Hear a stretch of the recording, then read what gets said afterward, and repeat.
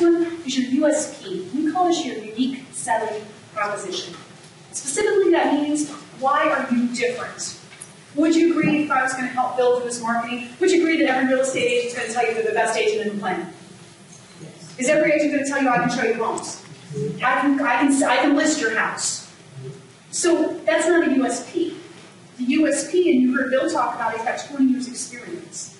He's been an insurance agent. Does that mean he knows a little bit more maybe about the process of getting your home insured, making sure things are covered? He's also been in the mortgage business. Does he know maybe a little bit more about financing to make sure your home can get financed? He's been a contractor. Do you think he knows a little bit more about, when you're looking at a home, what's going to be foundational, and maybe point some things out for you?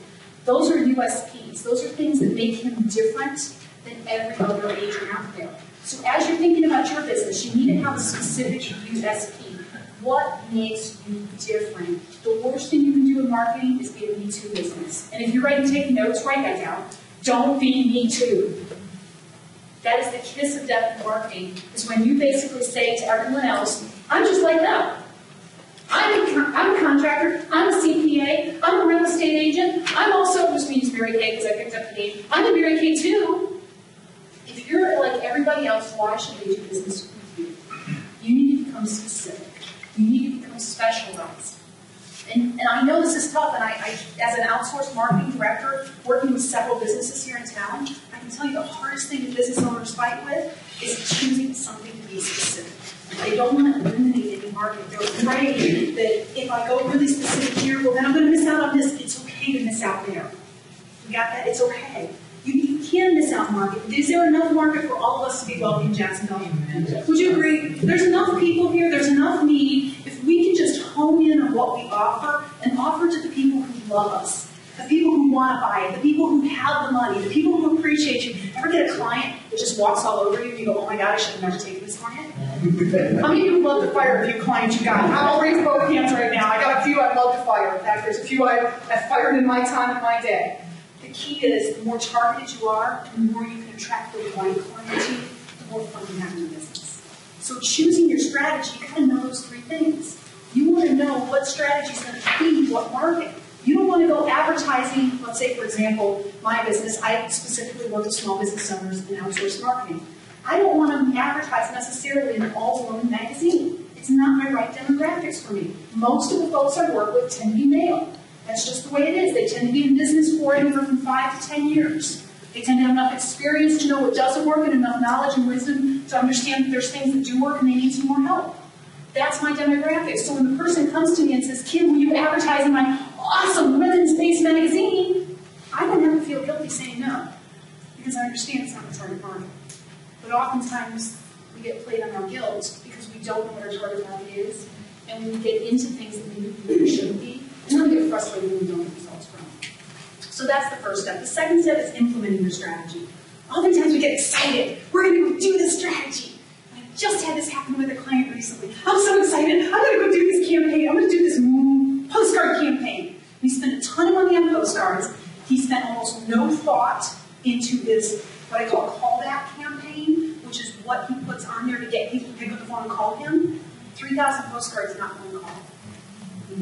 He didn't implement it properly. You've got to have the correct call to action on there. And if you don't know what the correct call to action is, there's education out there. You can learn this stuff. Marketing's not difficult. Would you agree? If you knew what to do, if someone gave you a list of 10 things to do you think you could do them? If you knew what they were, that's how simple marketing can be. All you got to know is have a list of 10 things to do. And it's that simple.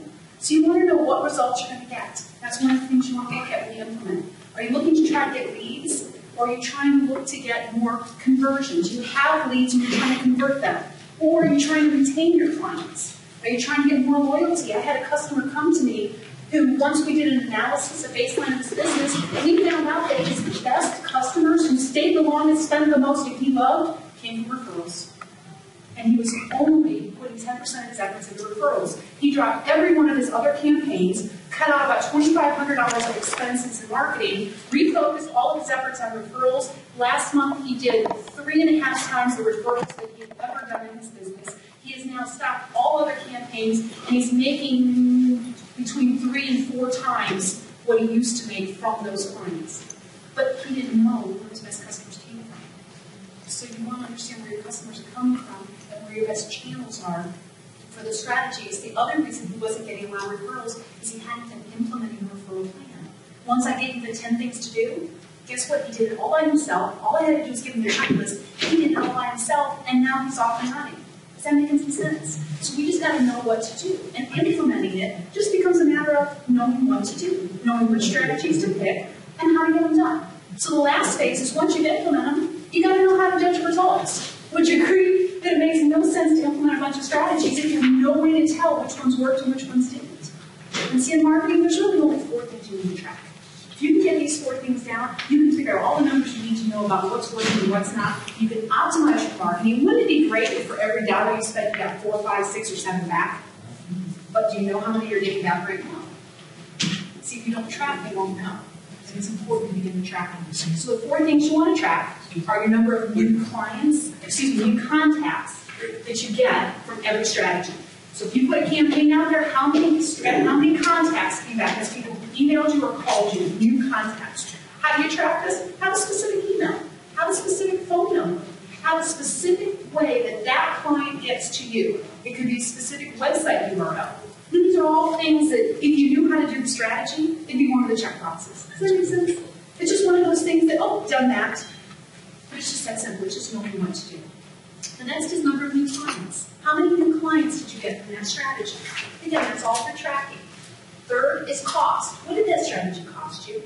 And then lastly is revenue. How much did you generate from that strategy? And once you know those 4 things, you can do ROIs. You can calculate the cost to acquire a client.